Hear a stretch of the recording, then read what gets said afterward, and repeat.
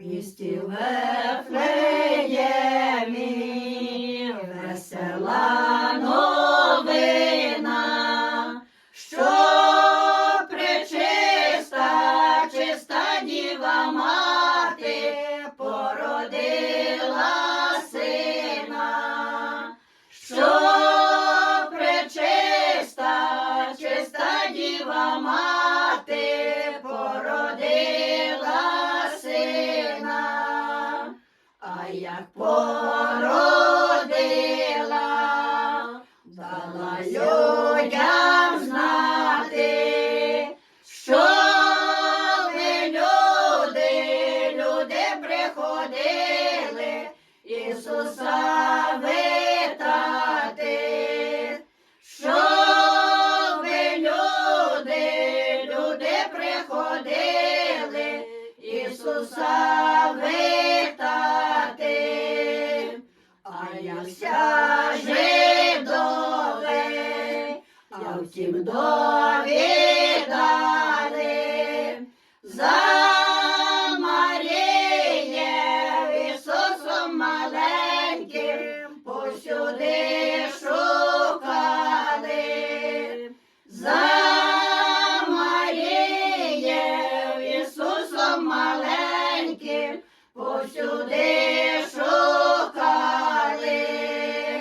а пречиста Діва в лісі ночувала, в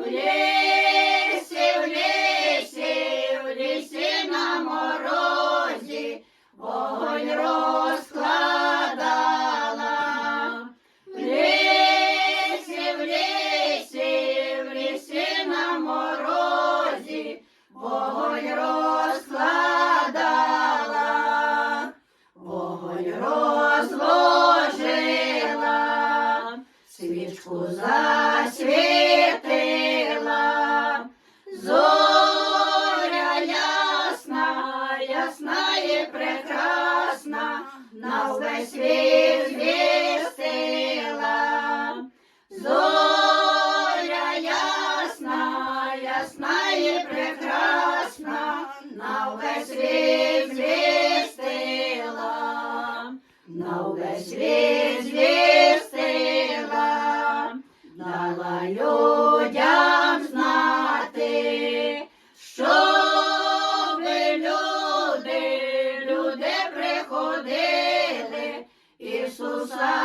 вітати, щоб люди приходили Ісуса вітати, а Ісус маленький